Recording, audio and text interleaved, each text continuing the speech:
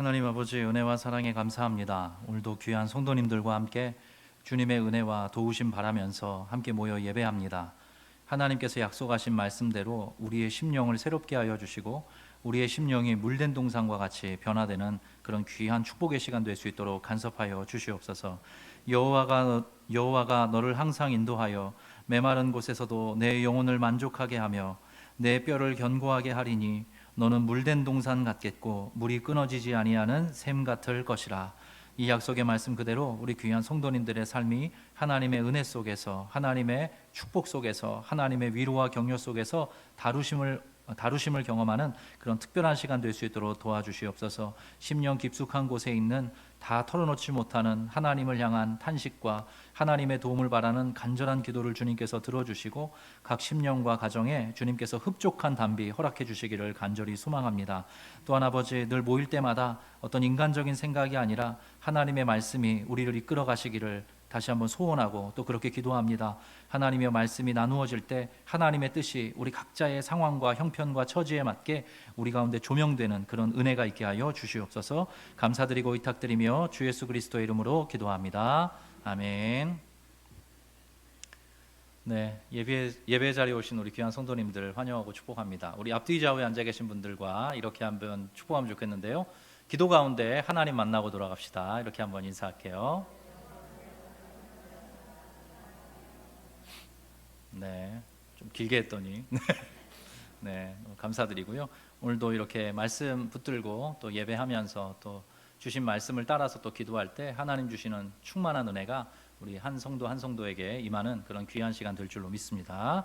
함께 하나님 말씀 보실 텐데요. 요한 1서 말씀입니다. 요한 1서 1장 1절부터 4절까지입니다. 요한 1서 1장 1절부터 4절까지인데요. 우리 넉절이어서 한 목소리로 함께 읽으면 좋을 것 같습니다. 같이 읽겠습니다. 시작. 태초부터 있는 생명의 말씀에 관하여는 우리가 들은 바요 눈으로 본 바요 자세히 보고 우리의 손으로 만진 바라. 이 생명이 나타내신 바 된지라. 이 영원한 생명을 우리가 보았고 증언하여 너희에게 전하노니 이는 아버지와 함께 계시다가 우리에게 나타내신 바 된 이시니라. 우리가 보고 들은 바를 너희에게도 전함은 너희로 우리와 사귐이 있게 하려 함이니 우리의 사귐은 아버지와 그의 아들 예수 그리스도와 더불어 누림이라. 우리가 이것을 쓰면 우리의 기쁨이 충만하게 하려 함이라. 아멘. 네. 어제 혹시 보신 분 계신지 모르겠는데요. 분당 우리 교회 게시판에 영상이 하나 올라왔습니다. 보신 분 계세요? 네. 이찬수 목사님께서 영상을 어제 하나 찍어서 올리셨더라고요. 분당 우리 교회 2기 사역을 이제 시작하시면서 좀 마음을 우리 성도님들과 좀 나누고 싶어서 한 10분 분량의 영상을 이렇게 만들어서 올리셨더라고요. 저도 오늘 아침에 봤습니다. 근데 우리가 짐작할 수 있듯이 29개 교회 분립에 정말로 기둥 같은 우리 일꾼들이 많이 합류하셨고 또 그 이후에 분당 우리 교회 남아있는 우리 성도님들과 어떻게 하면 좀 교회를 또 기쁘게 또 아름답게 세워갈까. 우리 담임 목사님, 저도 담임 목사인데 네, 우리 이찬수 아직 이게 뭐라고 해야 될까, 습관 있게 배워가지고 제가 아직 좀 적응하는데 시간이 걸립니다. 여러분 이해해 주시고요. 이찬수 목사님께서 얼마나 또 기도하면서 은혜와 지혜를 또 많이 구하시겠나 이렇게 생각을 하게 됩니다. 중간중간에 이제 웃으시면서 늘 그러하시듯이 밝게 이렇게 영상을 찍어 주셨는데 보는 내내 저는 마음이 좀 짠하면서 이렇게 기도가 절로 나오더라고요. 그래서 우리 수요 예배에 참석하시는 분들 또 이 일에 담긴 의미를 누구보다 잘 알고 계시고 또 무엇보다 기도로 이 예배 공동체를 또 세워주고 계시고 또 1만 성도 파송운동에 담긴 의미를 따라서 또 기도로 이 시간까지 또 마음 모아주시는 분들이신데 오늘 집에 돌아가시면 꼭 그 영상 한번 좀 컴퓨터를 통해서 또 휴대폰으로 좀 보시고 우리 분당 우리 교회와 또 이찬수 목사님 위해서 한 마음으로 기도해 주시면 좋겠다는 말씀 꼭 드리고 싶습니다. 제이시 라일이라는 사람이 있습니다. 제가 참 좋아하는 작가이자 이제 목회자이신데요. 그분이 중보기도라는 거에 대해서 이렇게 표현을 했어요. 책을 여러 권 저술하셨는데 우리는 이제 중보기도라고 흔히 말합니다. 이거 관용구인데 원래 이제 교단적으로는 이거를 좀 쓰지 않기를 권해요. 저와 여러분, 우리 모든 인간들의 유일한 중보자는 예수 그리스도 한 분뿐이시기 때문입니다. 그래서 이게 자칫 신학의 오류에 빠질 수 있기 때문에 중보기도라는 말을 좀 쓰기를 지양하고 돕는 기도 혹은 도고다 이렇게 해서 이제 그렇게 쓰기를 원하는데 보통 이제 뭐 짜장면이 맞냐 자장면이 맞냐 막 이런 말처럼 관용적으로 많이 쓰고 있기 때문에 우리 교단에서 나오는 신문이 있거든요. 기독신문이라고. 거기 홈페이지에 가서 중보기도라고 검색을 해보면 그 홈페이지에서도 몇백 개 기사가 나와요. 네, 여하튼 그 중보기도라는 말에 담긴 의미는 우리가 누군가를 위해서 기도하는 거죠. 내 자신이 아니라 누군가를 위해서.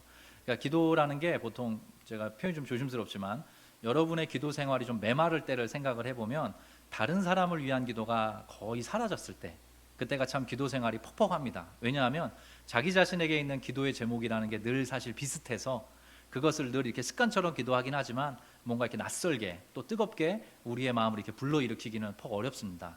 그래서 어떻게 보면 우리가 뭐 우리 주변에 또 우리 가족에 뭔가 좀 위급한 또 어려운 일이 생겼을 때 우리의 기도가 다시 한번 이렇게 누군가를 위해서 기도할 때 이렇게 불러 일으켜 그 기도의 힘이 불러 일으켜지곤 합니다. 중보기도에 대해서 그 제이시 라일이라는 사람이 이렇게 글을 썼어요. 제가 좀 읽어드릴게요. 중보기도는 우리 영혼의 건강을 위한 일입니다. 또 중보기도는 우리의 마음을 넓히고 긍휼히 여기는 마음을 키워줍니다. 그리고 그것은 그리스도를 닮아가는 일입니다. 그랬습니다. 그러니까 우리가 우리 자신을 위해서 기도하고 또 그 기도의 지경을 넓혀서 우리의 가정을 위해 또 우리의 지인들을 위해 공동체를 위해 또 이 우리 사는 세계를 위해 또 나라와 민족을 위해서 사회를 위해서 이렇게 기도하는 건요 사실은 예수님을 닮아가는 일이에요. 왜냐하면 예수께서 지금 하나님 보좌 우편에서 우리를 위해 친히 간구하신다 그랬어요. 그래서 우리를 위해 기도하시는 중보 기도하시는 예수님께서 우리 모든 성도들에게도 누군가를 위해서 기도할 것을 이렇게 명령이자 또 부탁으로 우리에게 제시해 주셨기 때문입니다. 그래서 오늘 이렇게 수요 예배 자리 나오시는 분들 이렇게 딱 보기만 해도 정말 이 일을 위해서 얼마나 많이 또 기도하시고 또 응원해 주시고 또 마음 담아 주신 분들이신지 제가 느낄 수 있습니다. 너무너무 감사하고요. 제가 저희 또 교역자들이 참 많은 격려와 사랑과 또 지지 또 기도의 축복을 받으면서 이렇게 한 걸음씩 걸어가고 있습니다. 그래서 우리 아름빛 교회를 통해서 정말로 우리 모든 또 성도님들께서 은혜 누리시고 또 우리 모든 성도 한 분 한 분이 정말로 우리가 이렇게 모여서 함께 공동체를 세워가게 된 그 하나님의 숨겨두신 뜻이 무엇인지를 발견해가는 그런 앞날이 되었으면 좋겠고요. 무엇보다 그 모든 은혜와 축복이 우리 성도님들과 각 가정에 현저하게 드러나는 앞으로의 여정이 되었으면 좋겠습니다. 네, 축복합니다. 네. 오늘 설교에 앞서서 제가 이런 질문을 좀 드리고 싶어요. 여러분 신앙생활이 뭐라고 생각하십니까? 신앙생활. 우리가 신앙생활 한다고 하지 않습니까? 지금 신앙생활이 뭐냐?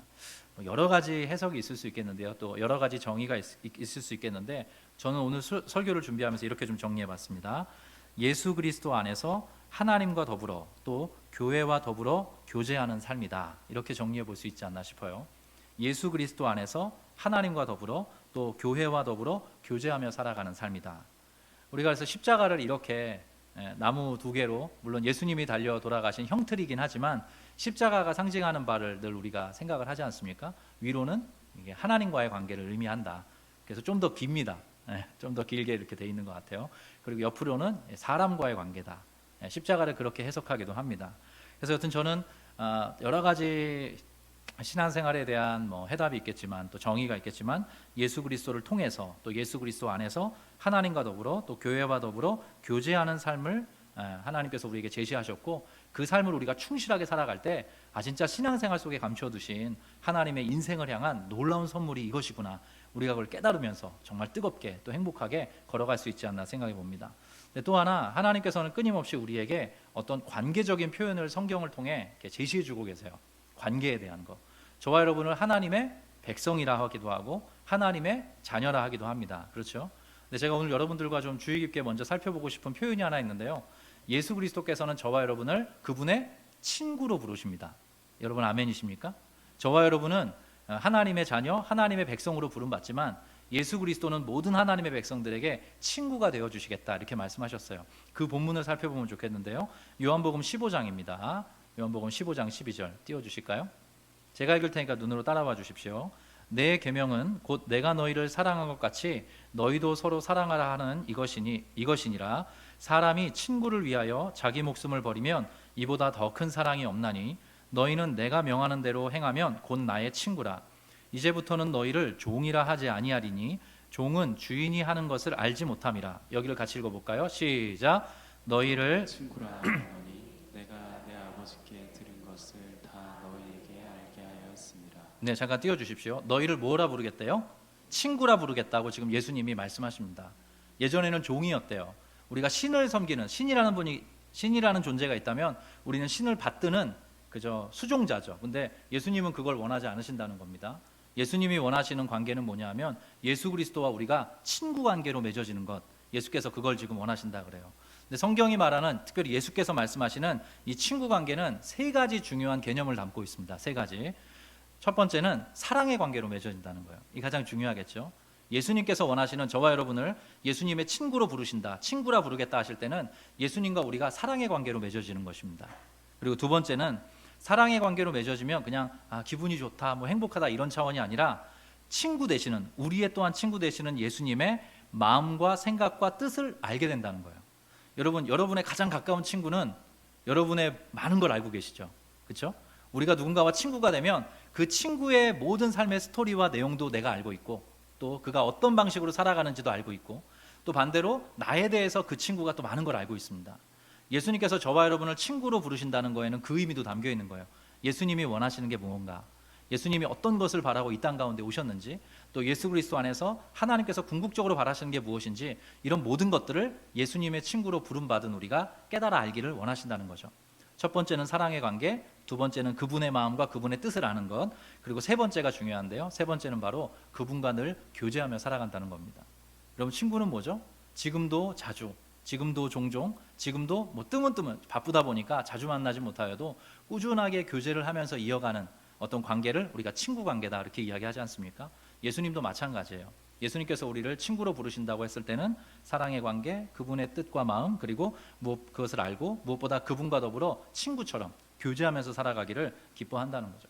하나님께서 그걸 바라시고 예수 그리스도께서 그걸 소원하신다는 뜻입니다. 근데 이 예수님이, 저는 이 요한복음을 읽어가다가 사실 이게 지금 마스크를 쓰셔서 뭐 또 고개를 끄덕여 주시는 분들도 계시지만, 저는 예수님이 저를 친구로 불러주신다는 이 표현에서 정말 충격을 받았어요. 너무너무 큰 충격을 받았어요. 하나님께서 예수 그리스도 안에 담아내고 계시는 그 인간을 향한 마음, 우리 인생들을 향한 마음이 얼마나 크고 위대하고 또 아름다우신지를 이 표현을 통해서 제가 좀 깨닫게 되었습니다. 그래서 요즘 시대에 적용해 보면 이렇게 해석할 수 있어요. 예수님이 친구가 되어주시겠다, 또 우리를 친구로 불러주시겠다는 말 속에는 이런 의미가 담겨 있는데요, 당신은 더 이상 혼자가 아닙니다 라는 뜻이에요. 당신은 더 이상 혼자가 아닙니다. 부부가 살아도, 가정이라는 울타리 안에 있어도 때로 해결할 수 없는 외로움과 고독이 있습니다. 우리가 아까 불렀던 찬양처럼 목마른 사슴 시냇물을 찾기에 헤매이듯이 정말로 무언가 이 인생의 목마름을 해결할 데가 없어서 여러 가지를 추구하게 되죠. 또 여러 가지를 도모하게 됩니다. 그 궁극적인 인생의 고독과 또 외로움을 궁극적으로 치유해 주실 분이 한 분 계신데, 그분이 바로 예수 그리스도라는 것입니다. 여러분, 이 사실 믿으십니까? 그래서 우리가 한 번도, 물론 이 중에는 처음에 두려운 마음으로 예수님 믿어야 천국 간대 해서 교회에 오신 분도 계시겠지만, 우리 중에 어느 하나도 지금 예수님이 우리를 강압하셔서, 우리를 강제하셔서 너 안 믿으면 저주받아 이런 식으로 대하셔서 우리가 이 자리에 와서 앉아있는 분은 안 계실 것입니다. 예수님이 우리의 친구가 되어주시고, 친구이신 예수님과 함께 살아가는 게 좋아서, 행복해서, 그리고 그 가운데 있는 충만이 무엇이고 평안이 무엇이고 기쁨이 무엇인지를 알게 되어서 우리가 이렇게 예배하는 사람, 예수의 친구로 살아가고 있는 것 아닙니까?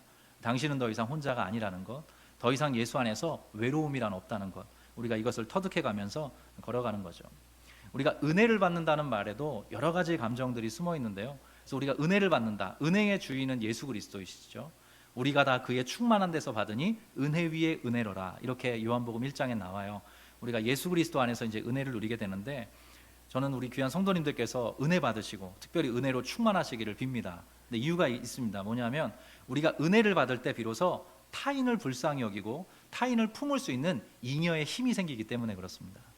은혜를 받지 않으면 아주 가까이에 있었던 내 가족이어도, 내 남편, 내 아내여도 불쌍히 여길 수가 없어요. 사실, 그리고 내가 원하는 것을 해주지 않는다는 이유로 섭섭해지고 서운할 때가 많아집니다. 근데 우리가 은혜를 받으면 그 한 인생 한 인생이 불쌍하게 보여요. 주의 마음으로 그를 긍휼히 여기는 눈빛으로 바라볼 수 있게 됩니다. 은혜가 가져다주는 잉여의 힘이죠. 살아갈 수 있도록 만들어주는 힘입니다. 그래서 기독교의 위대함은 주종 관계가 아니라 이 친구 관계로 부르셔서 우리에게 은혜를 주시고, 예수께서 만약에 그 자리에 계셨더라면 하셨을 말과 행동을 선택하는 사람으로 저와 여러분을 살아가도록 이끄신다는 거예요. 그래서 어느 날 아내께서 은혜 충만히 받으면 갑자기 낯설게 남편을 그렇게 칭찬을 하신대요. 그래서 당신 참 이런 건 참 귀한 것 같아. 이러면서 저희 집에도 그런 일이 있었는데 저희 어머니가 어느 날 이런 얘기 이거는 뭐 좀 조심스러운데 저희 가정에 국한된 얘기니까 듣고 잊어주세요. 저희 어머니가 어느 날 이제 신앙생활 하시다가 이제 하나님 앞에 기도하면 평생 좀 왼수처럼 느껴질 때도 있었지만 어느 날 기도하다가 그런 마음 주시대요. 예, 그래 우리 남편 참 성실했지. 이런 마음을 확 주시더래요. 그래서 제가 어느 날 찾아갔더니 저를 붙잡고 하시는 얘기예요. 너 꼭 네 아빠 닮아라. 모든 걸 닮지는 말고. 근데 중요한 거 하나 있어. 네 아빠는 정말 성실했어. 이 얘기를 저한테 해주시는 거예요. 그러니까 잉여의 힘, 은혜 받은 자의 그 마음의 힘이 딱 생겨나면 뭔가 그 상황과 사태를 내중심적으로 바라보는 게 아니라 하나님의 관점에서 그것을 바라보게 된다는 거죠. 은혜가 가져다주는 놀라운 힘이고 그러한 마음과 태도와 중심이 세워진 사람이 바로 예수의 친구로 살아가는 사람이다. 성경은 그것을 알려줍니다. 그래서 성경이 우리에게 하나님의 형상으로 우리가 지음받았다 그런 표현을 써요. 창세기 1장에 보면 하나님께서 하나님의 형상을 따라 인간을 지으셨다고 했는데 그 하나님의 형상에 담겨있는 신학적인 내용이 무지무지하게 많습니다. 그래서 인간에게 있는 어떤 특별함, 인간에게 있는 지성과 감성과 의지 이런 식으로 무언가 그 내적인 특별함에 대해서 신학자들이 많이 연구를 했어요.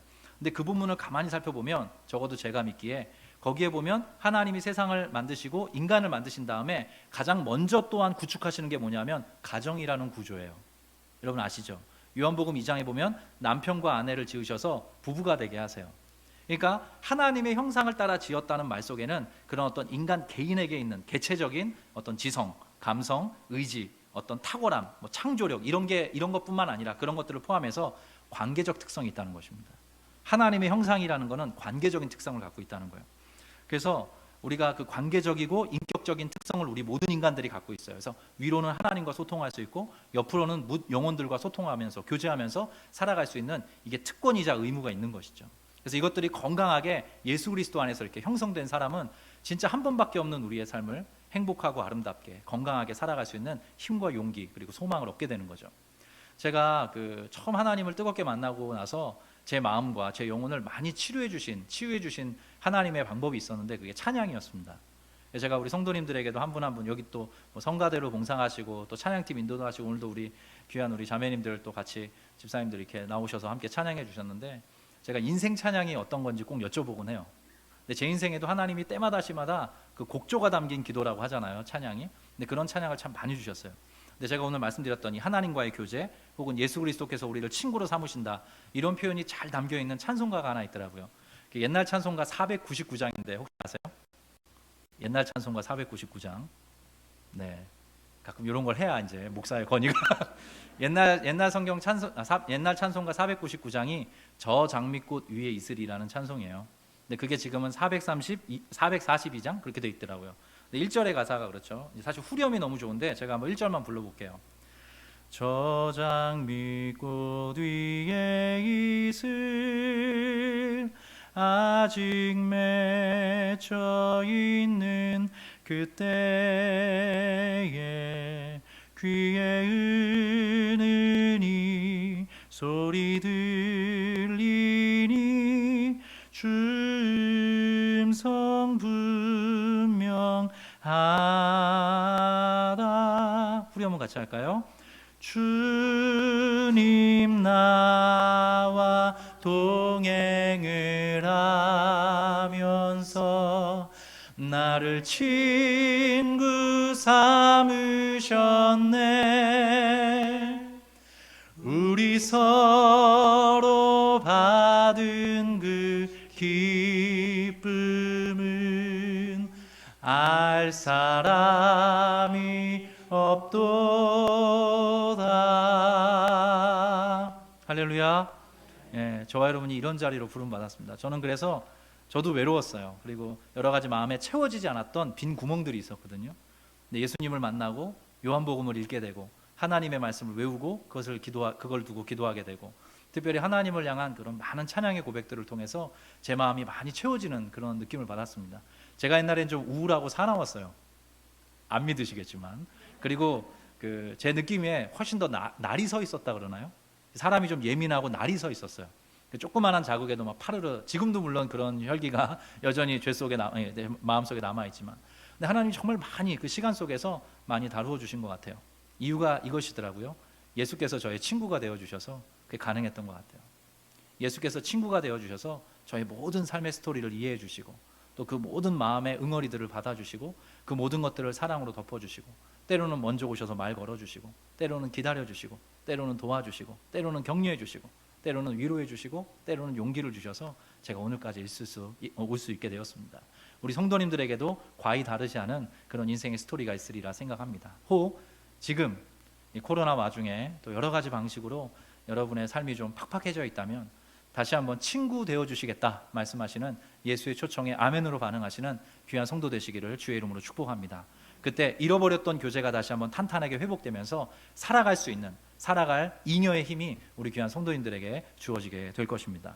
오늘부터 제가 가능한 이제 시간을 잡아서 요한일서, 이 수요일에 요한일서 말씀을 좀 시간이 되는 한 이렇게 살펴보기를 원합니다. 하나님께서 그렇게 우리를 사랑의 관계 안으로 초대를 하시는데요, 요한일서가 특별히 그 정점에 있는 말씀이기도 합니다. 왜냐하면 요한일서가 특별히 별명이 하나 붙어 있어요. 무슨 서신이라고 하는데 편지란 뜻이죠. 무슨 서신인지 여러분 혹시 기억하십니까? 사랑의 서신이라고 합니다. 사랑이라는 말, 하나님의 사랑 그리고 형제지간의 사랑을 가장 집중적으로 묘사해주고 있는 성경이기 때문에 그래요. 예수님께서 요한복음에 이렇게 말씀하셨죠. 새 계명을 너희에게 주노니 서로 사랑해라. 내가 너희를 사랑한 것 같이 너희가 서로 사랑해라. 너희가 서로 사랑할 때 이로써 모든 사람들이 너희가 나의 제자인 줄 알게 될 것이다. 이렇게 얘기하셨어요. 사랑 가운데 하나님과의 관계가 회복되고 사랑 가운데 지체들 간의 관계가 튼튼해질 때 그 모습 자체가 선교적이 된다는 뜻입니다. 그 모습을 보면서 이 세상에 있는 많은 사람들이 궁금해하게 된다는 거예요. 저 사람들은 왜 저렇게 모여서 예수라는 사람을 믿으면서 예수라는 존재를 믿으면서 왜 저런 방식으로 살아갈까 궁금해하게 된다는 것이죠. 그래서 오늘 요한일서 1장이 이런 식으로 시작이 되는데요. 같이 한번 읽어보면 좋겠습니다.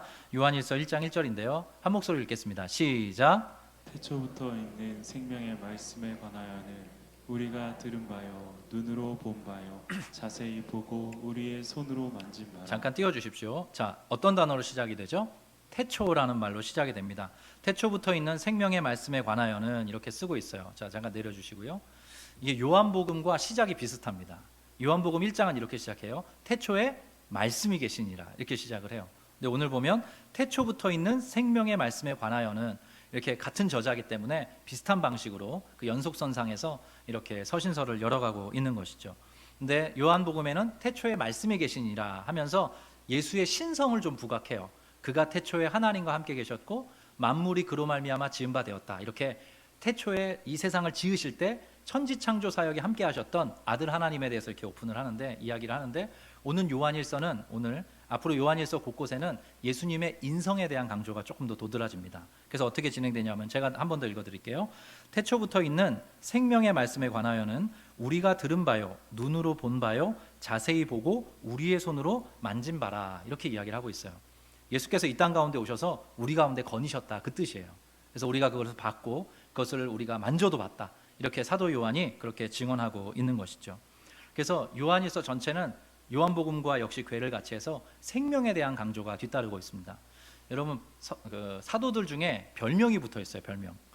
오늘 이제 요한일서를 적은 또 요한복음을 기록한 이 사도 요한은 별명이 사랑의 사도였어요. 사랑의 사도. 그럼 사랑 말고 또 뭐가 있어야 되죠, 여러분? 뭐하고 뭐 두 가지 더 있어야 되는데 믿음과 소망이 있어야죠. 믿음과 소망과 사랑이 세 가지가 있어야 되니까 믿음의 사도는 그럼 누굴까요, 여러분? 네, 사도 바울입니다. 믿음을 통하여 의롭게 된다. 그것을 설파했던 존재가 바로 사도 바울이죠. 그럼 소망의 사도는 누굴까요, 여러분?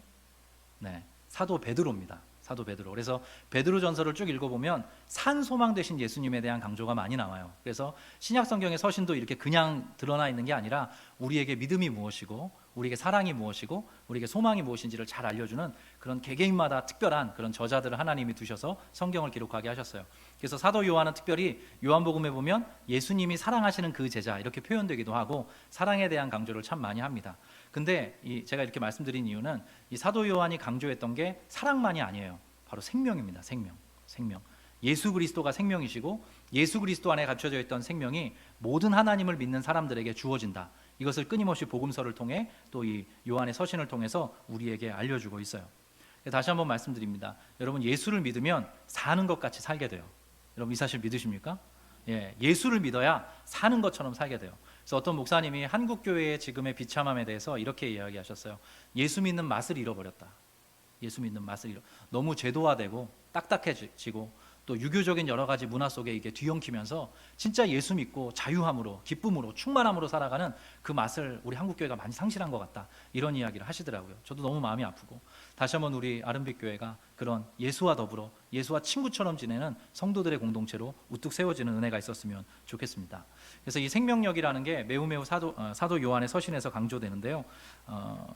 사도 요한이 여기서 우리가 들은 바다 또 눈으로 본 바다 자세히 보고 우리의 손으로 만진 바다 이렇게 요한일서 1장을 이렇게 시작하는 이유는 크게 두 가지입니다. 첫 번째 말씀드린 건 아까 예수님의 인성을 강조하기 위함이에요. 왜냐하면 이때 이단들이 있었어요. 초대교회에도 이단이 많았습니다.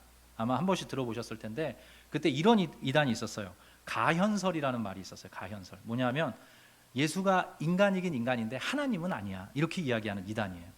그래서 예수께서 십자가에 달려 죽으실 때 그때 인간 예수는 죽었는데 원래 하나님께서 보내신 하나님의 아들은 하늘로 올라가셨어. 뭐 이렇게 말하는 이단이 있었던 거예요.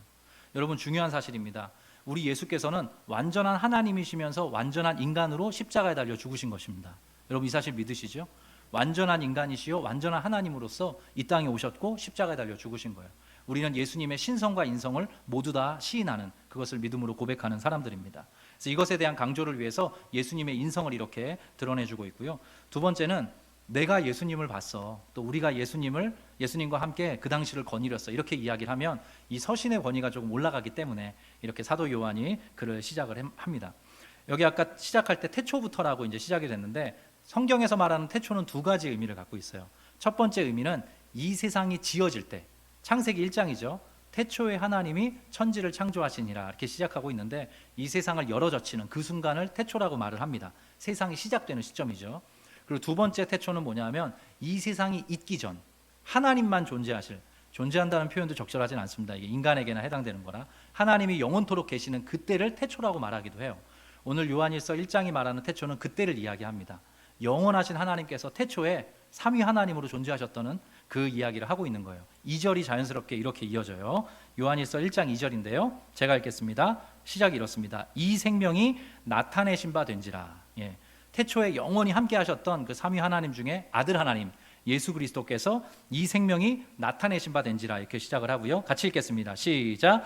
이 영원한 생명을 우리가 보았고 증언하여 너희에게 전하노니 이는 아버지와 함께 계시다가 우리에게 나타내신 바 된 이시니라. 자, 여기 보면 나타내신 바라는 표현이 두 번 등장하죠. 여러분 보이십니까? 처음에 파란색으로 색칠했을 때도 이 생명이 나타내신 바 되었다. 그리고 맨 마지막 줄에도 우리에게 나타내신 바 된 이시니라. 이게 둘 다 수동태로 나옵니다. 수동태. 이게 왜 중요하냐면 자막을 내려주십시오. 예수께서는요 보냄받은 분이십니다. 여러분 이 사실을 믿으세요? 예수님 아들 하나님께서는 아버지 하나님으로부터 보냄받으신 존재예요. 예수님 스스로 그것을 증언하십니다. 자, 성경의 말씀을 좀 살펴볼게요. 요한복음 1장 3절과 4절입니다. 띄워주실까요? 같이 읽겠습니다. 시작. 만물이 그로 말미암아 지은 바 되었으니 지은 것이 하나도 그가 없이는 된 것이 없느니라. 그 안에 생명이 있었으니 이 생명은 사람들의 빛이라. 자, 요한복음 시작에 보면 생명이 있었다. 예수 안에 아들 하나님 안에 생명이 있었고 그 생명이 바로 사람들의 빛이다. 근데 이 생명이신 예수께서 이 땅 가운데 오셔서 모든 사명을 감당하시고 이렇게 이야기하십니다. 요한복음 20장입니다. 같이 읽겠습니다. 시작. 예수께서 또 이르시되 너희에게 평강이 있을지어다. 아버지께서 나를 보내신 것 같이 나도 너희를 보내노라. 아버지께서 나를 이 세상 가운데 생명을 나누고 생명을 흘려보내고 생명을 증진시키는 자로 아버지가 나를 보내셨어. 그래서 내가 이 세상에서의 모든 사명을 감당했단다. 이제 내가 너희를 보내기를 원해. 아버지께서 나를 세상에 보내신 것처럼. 그래서 우리가 아까 읽었던 요한일서 1장에도 보면 그분이 나타내신 바 되었다. 이렇게 표현을 하고 있는 거예요. 이것이 얼마나 중요하냐면 여러분, 그래서 저를 잠깐 보실까요? 우리가 살아가면서 가장 중요한 게 있습니다. 중요한 건 뭐냐면 자기 정체성이라고 표현을 해요. 다른 의미로는 내 삶의 의미를 이야기합니다. 우리가 한 번밖에 없는 인생을 살아갈 때 내 삶의 정체성이 잘 서 있는 사람과 그렇지 않은 사람은 판이하게 다른 삶을 살아가게 돼요. 내 삶의 의미가 뭔지, 내 삶의 가치가 무엇인지, 내 삶의 의의가 무엇인지를 알고 살아가는 사람과 그렇지 못한 사람은 그 결이 매우 다릅니다. 아버지께서 예수 그리스도를 이 땅 가운데 보내신 것처럼, 그래서 예수를 통해 그 안에 담겨있던 생명이 이 세상에 풍성하게 흘러가도록 아버지께서 그것을 꿈꾸셨던 것처럼 예수님께서는 우리를 이 세상 가운데 보내셨다, 그렇게 지금 이야기를 하고 계십니다. 여러분, 이런 차원에서 다시 한번 여러 성도님들에게 힘주어서 말씀드립니다. 여러 한 분 한 분은 하나님께서 이 땅 가운데 보내신 존재이심을 믿으시기 바랍니다. 나는 그냥 있는 존재가 아닙니다. 그래서 제가 자주 쓰는 표현이 있는데요, 저와 여러분 한 사람 한 사람은 우리의 생각보다 더 큰 존재들입니다. 이것은 제가 여러분이 교만하게 되라고 드리는 말씀이 아니에요. 여러 한 분 한 분을 하필 이 한국 땅에서 이때에 나고 자라고 성장해서 지금 또 이 자리에 이렇게 여기까지 인도해 주시고 지금 이 자리에 머물게 하신 하나님의 의미가 있는 것입니다. 여러분, 이 사실 믿으시죠? 그것은 때로 가족을 통해 확인하게 되고요, 일을 통해서 확인하게도 됩니다. 교회를 통해서도 확인하게 돼요. 제가 사실 이 부분에서 조심스럽게 이런 적용을 적어봤습니다. 여러 여성 성도님들께 말씀드립니다. 여러분은 그 가정으로 보냄을 받은 생명에, 하나님과 생명을 어떻게 보면 생명을 낳고 생명을 잉태하는 동역자로서 하나님께로부터 보냄을 받은 분들이심을 믿으시기 바랍니다. 육체의 생명이라는 것도 하나님이 어떤 분명한 이유가 있으셔서 여성들을 통해 생산하도록, 낳도록 이끌어 주셨어요. 생명이 주어지고 생명이 흘러가며 생명이 증진되도록 우리 모든 여성들을 출산과 모든 육아를 통해서 하나님께서 그것을 사용하신다는 것입니다. 여러분, 이 사실을 꼭 기억하셨으면 좋겠어요. 너무 심한 부침이 있을 때도 있죠. 저희 아내도 아들 셋 키우면서 저까지 넷 키우면서 부침이 어마어마했거든요. 그 가정에서 그 여성의 섬김이라는 게 얼마나 때로 무겁고 힘들고 또 고독합니까? 제가 악담을 하는 건 아닌데요, 하나님께서 충만한 생명력으로 복 주시기를 축원합니다. 그래서 그 생명력으로 그 모든 어려움들, 고단함들 때로 감당해 가시는 우리 귀한 여성들 되었으면 좋겠어요. 제가 모든 몇 분 안 앉아 계신데 우리 가장께도 부탁드립니다. 남성들이죠. 모든 가장께도 말씀드립니다. 그 생명이 보호받도록 예수께서 주시는 그 가정이라는 또 하나의 생명 공동체가 보호받고 안정감을 느끼도록 여러 가장들을 사용하십니다. 하나님이 그것을 기뻐하세요. 여기까지 잘 걸어오셨습니다. 저는 청년들을 만날 때 좀 적절한 표현이 아닐 수도 있는데 아빠가 아빠로서의 역할을 잘 감당한 가정과 그렇지 못한 가정을 꽤 자주 봤습니다. 이것을 본의 아니게 비교하게 되더라고요. 왜냐하면 수백 명의 청년들을 만나서 결국은 아버지 어머니가 또 어떻게 살아오셨는지를 여쭈었거든요. 아버지 어머니께서 그래도 완벽하다는 의미는 아니지만 우리 가정을 위해서 헌신하시고 특별히 아버지께서 그 가정의 울타리 역할을 감당해 주셨다, 이런 고백들을 쏟아내는 형제 자매를 보면 그 마음속에 안정감이 있더라고요. 안정감. 그래서 제가 기도하게 돼요. 그때 지난 주일에도 말씀드렸다시피 우리 아름빛 교회를 통해서 건강한 가장들이 더 많이 세워지기를 간절히 빕니다. 가장을 통해서 결국은 가정이 안정감을 누리게 돼요. 많은 여성들이 고개를 끄덕끄덕 거리시는 건 저마다의 이유가 있으시겠죠. 근데 이게 분명한 사실입니다. 남성의 역할과 여성의 역할이 구분되어 있습니다. 조금씩은 보완적이기도 해요. 조금 제가 설교가 엇나가는데 창세기에 보면 하나님께서 부부를 돕는 배필로 주셨다 그러지 않습니까? 근데 한글에는 돕는 배필이라고 두 어절로 되어 있어요. 근데 그 한글 성경엔 두 어절이지만 히브리어에는 한 단어입니다. 아제르 혹은 에제르라고 읽어요. 근데 그거는 도움이라는 뜻입니다. 근데 성경 곳곳에 그 도움은 하나님의 도움이라고 할 때 쓰여요. 하나님과 붙어서 쓰이는 단어예요. 하나님께서 내게 없는 거 다 갖고 있는 남성과 여성, 남편과 아내를 나의 배우자로 주신 것입니다. 하나님께서 도와주시려고, 하나님께서 가장 적절하게 도와주시려고 내게 없는 것을 갖고 있는 존재를 배우자로 주신 것이죠. 그래서 남편과 아내가 서로 돌봐주고 돌봄받으면서 또 자녀들을 함께 낳아서 기르고 양육해가면서 가정이라는 아름다운 생명 공동체를 만들도록 이끌어 주셨던 것이죠.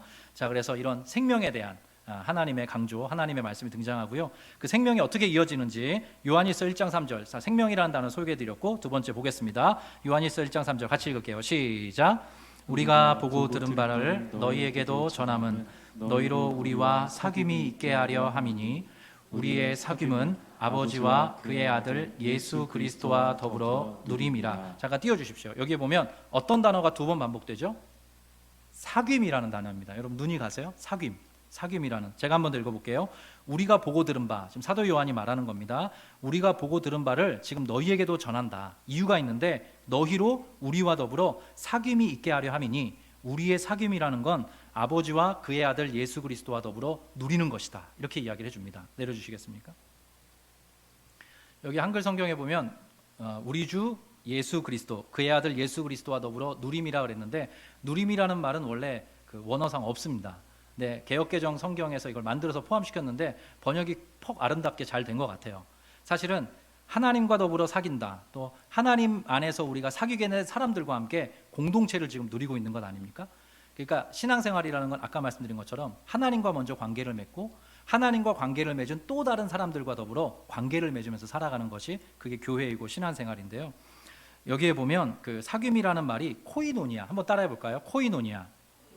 예, 코이노니아라고 많이 이제 그 헬라어로 이제 쓰여 있어요. 근데 아마 여러분들 많이 들어보셨을 겁니다.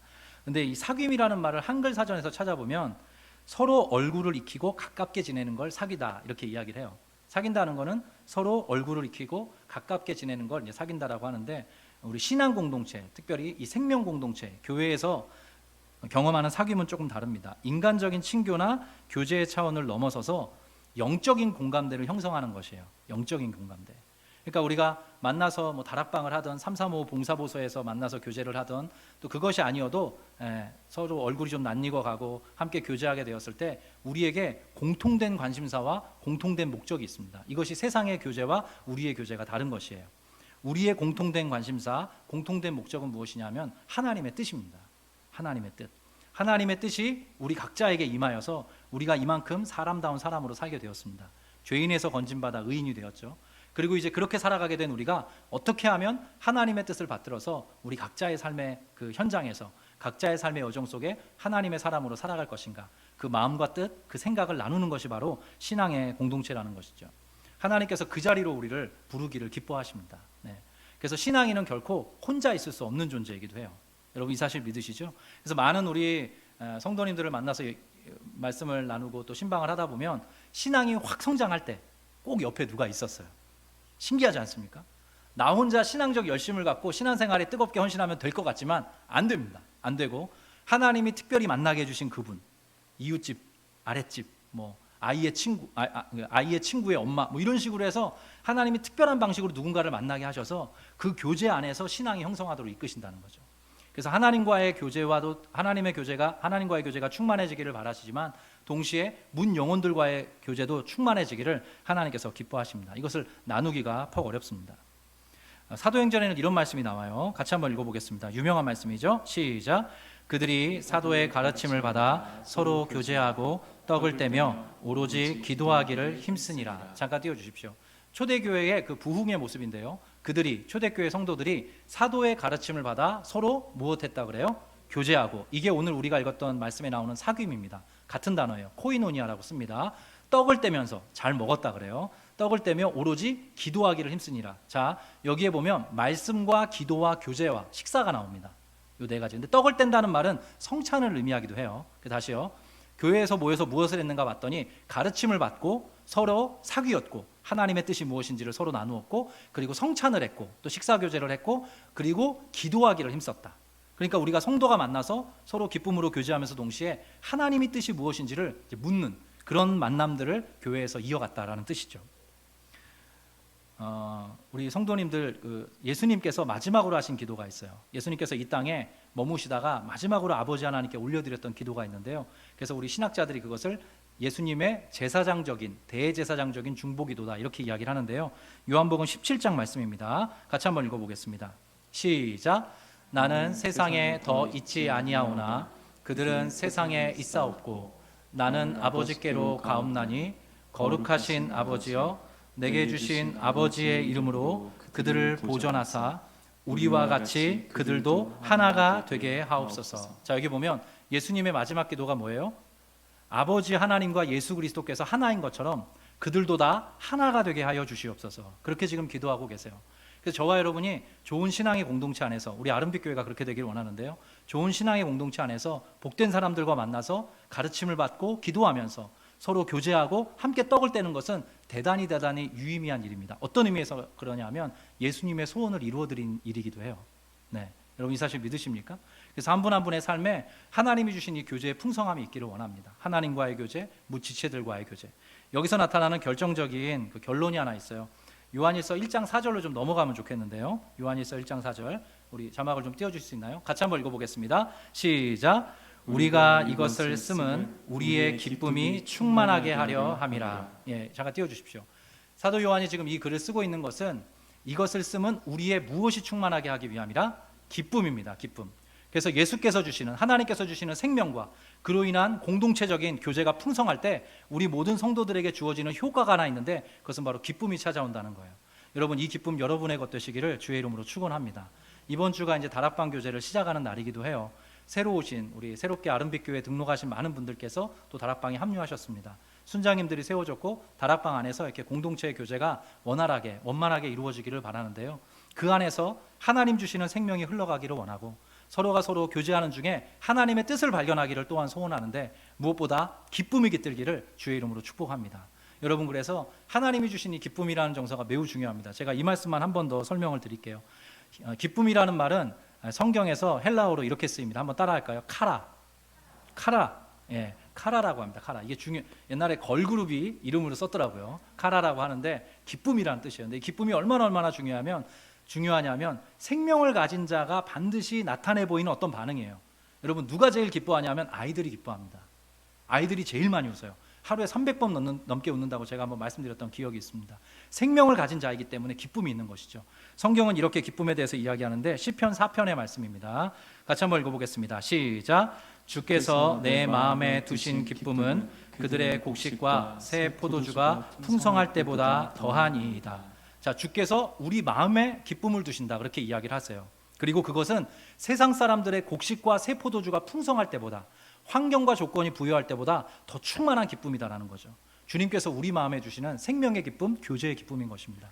근데 이것이 어떻게 하면 가능하게 되냐면 하나님과의 관계가 먼저는 뻥 뚫어졌을 때 가능해요. 그 뒷절인데요, 시편 4편 8절입니다. 같이 읽겠습니다. 시작. 내가 평안히 눕고 자기도 하리니 나를 안전히 살게 하시는 이는 오직 여호와이시니이다. 여러분, 이 말씀 매우 중요합니다.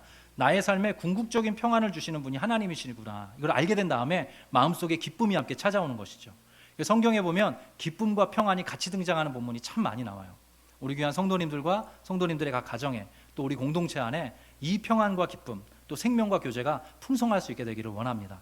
마지막으로 말씀 한 절만 더 읽어볼게요. 요한복음 16장 22절입니다. 같이 한번 읽겠습니다. 시작. 지금은 너희가 근심하나 내가 다시 너희를 보리니 너희 마음이 기쁠 것이요 너희 기쁨을 빼앗을 자가 없으리라. 여러분, 아멘이십니까? 저와 여러분에게 하나님이 주시는 생명, 그로 인한 교제, 그로 인한 평안과 기쁨을 빼앗을 자가 없을 것이다, 그렇게 말씀하고 계세요. 오늘 이 시간 예배하러 나오신 우리 귀한 성도님들에게 이 은혜가 있기를 바랍니다. 제가 너무 말씀을 묵상하다가 오늘 떠오르는 성구가 많아가지고 많이 가져왔어요. 근데 우리 성도 한 분 한 분이 이 모든 성경이 약속하고 또 보장하고 이렇게 길을 내어주는 이 말씀을 여러분의 것으로 삼으시는, 여러분이 그 말씀의 혜택을 누리시고 그 말씀 안에서 생명 얻은 자로서 정말로 사람답게 아름답게 신앙인답게 살아가시는 은혜가 있으셨으면 좋겠어요. 그 속에 주시는 기쁨과 평안이 또한 우리 귀한 우리 성도님들에게 응하는 그런 이번 한 주간의 또 걸음이 되었으면 좋겠습니다. 우리 같이 한번 찬양하면 좋겠습니다. 우리가 아까 불렀던 찬양인데요, 저장 믿고 뒤에 있으라 한번 찬양하고 기도하면 좋겠습니다.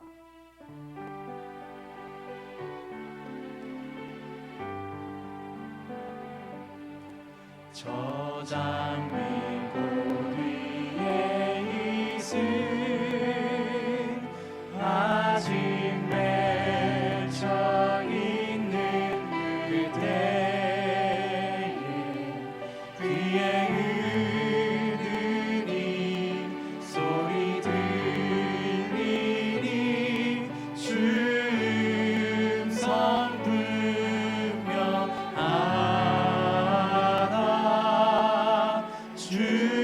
주님 나와 동행을 하면서 나를 친구 삼으셨네. 우리 서로 받은 그 기쁨을 알 사람이 없도다. 우리 3절 합니다. 밤 깊도록 동산하는 주와 함께 있으려 괴로운 세상에 할 일 많아서 날 가라 명하신다.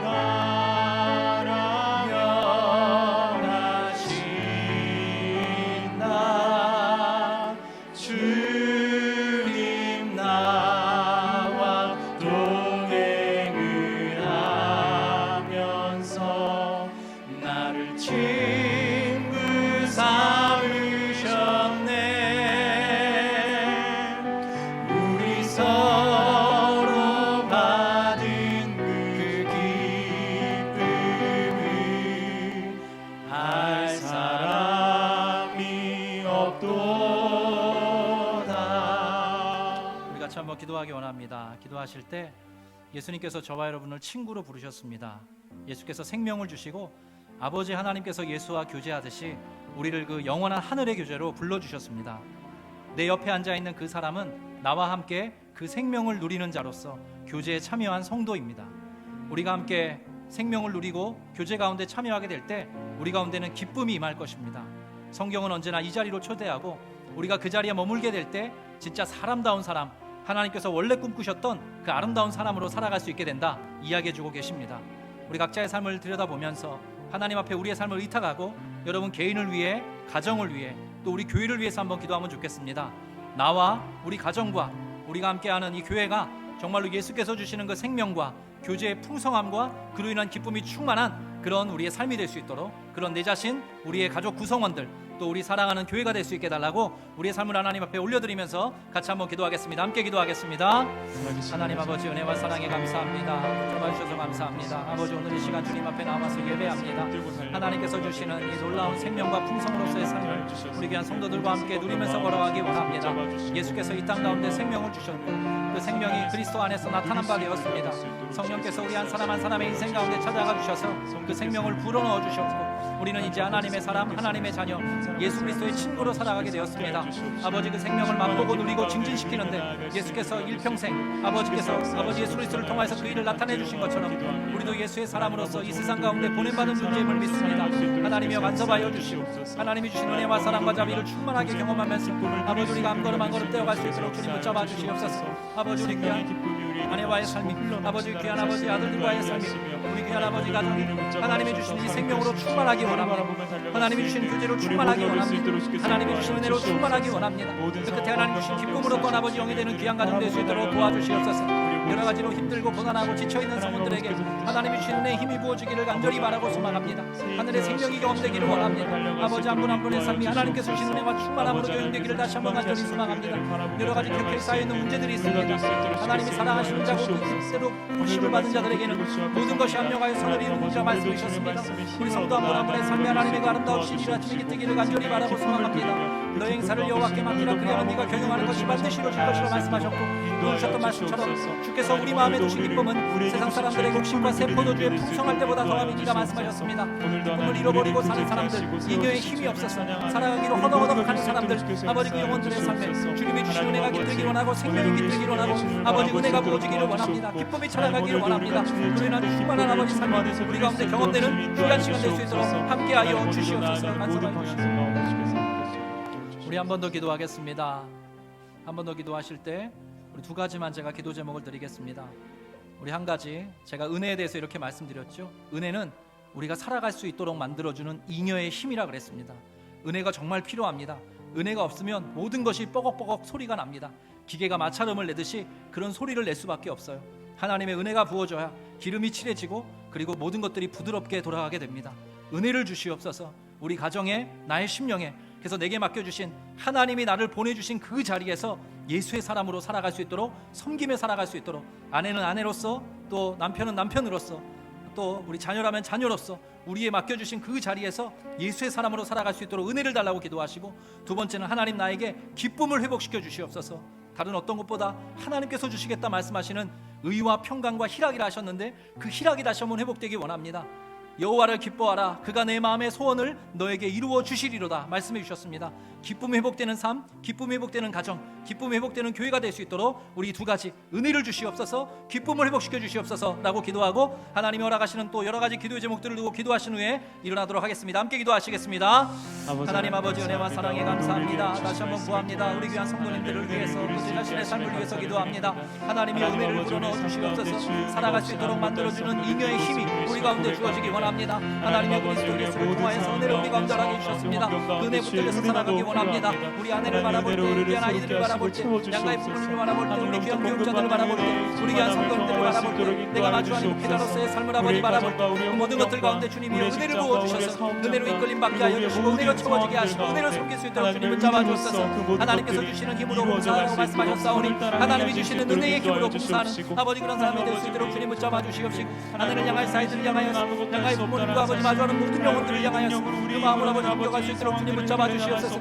다시 한번 내 영혼을 위해서 기도합니다. 하나님의 나의 삶에 주님께서 은혜 베풀어 주셔서 기쁨을 입어주시게 주시기를 간절히 바라고 소망합니다. 하나님이 불어넣어 주시는 기쁨으로 내 삶이 다시 한번 충만하게 채워지기 원합니다. 기쁨으로 영혼들을 섬길 수 있도록 도와주시고 오늘 준비하는 모든 아버지들로 기쁨이 되게 하여 주시고 영혼들을 마주할 그를 위해서 간절한 마음으로 목을 비는 그 일도 주님이 내게 주시는 기쁨이 되기를 간절히 바라고 소망합니다. 항상 기뻐하라, 쉬지 말고 기도하라, 범사에 감사하라. 이것이 바로 그리스도 예수 안에서 너희를 향하신 하나님의 뜻이라고 말씀해 주셨고 여호와를 기뻐하라. 그가 내 마음의 소원을 너에게 이루어 주실 것이라 말씀하셨고 주 안에서 기뻐하라. 내가 다시 말하노니 기뻐하라 또한 말씀해 주셨습니다. 그 모든 약속의 말씀들을 아버지 나의 것으로 삼기 원합니다. 우리 성도들의 삶의 기쁨이 복되기 원합니다. 하늘로부터 활짝 여셔서 하나님의 성령의 충만함으로 띄워주시옵시고 한 영혼 한 영혼이 주님이 주시기로 충만하게 되길 원합니다. 오직 성령의 열매는 이것이니 하나님을 사랑하는 하나님께서 말씀하셨습니다. 오직 성령의 열매는 이것이니 사랑과 희락과 화평과 오래 참음과 자비와 양성과 충성과 의와 정체니 이 같은 것을 금지할 법이 없다라고 하셨는데 은혜 가운데 우리 성도들이 기쁨으로 걸어갈 수 있도록 하나님의 간절히 주시기를 주님 간절히 바라고 소망합니다. 기쁨 회복되는 성도가 되게 하시고 기쁨 회복되는 아내들 될 수 있도록 도와주시고 기쁨 회복되는 가장들이 될 수 있도록 도와주시고 우리 자녀들도 여러 가지 인생에 여러 가지 어렵고 고단하고 그 마음의 상처와 아픔들이 주님이 주시는 성령이 주시는 기쁨으로 채워지기를 간절히 바라고 소망합니다. 주의 기쁨 가운데 회복되는 정서와 회복되는 감정, 회복되는 관계들이 닿을 수 있도록 하나님이 함께하여 주옵소서. 그 기쁨을 빼앗을 자가 없다라고 말씀하셨사오니 성령께서 주시는 기쁨을 여기는 귀한 믿음의 가정과 성도를 담을 수 있도록 하나님이 간섭하여 주시옵소서. 우리 귀한 성도들에게 은혜 주시기를 원합니다. 은혜 부어를 기쁨으로 충만하게 채워주셔서 한 번밖에 없는 우리의 삶을 하루하루 주님께서 주시는 은혜 안에서 기쁨 안에서 진짜 성도로서 걸어갈 수 있도록 하나님이 간섭하여 주시옵소서. 하나님의 은혜와 기쁨을 구하며 나아갈 수 있는 우리가 될 수 있도록 주께서 역사하시고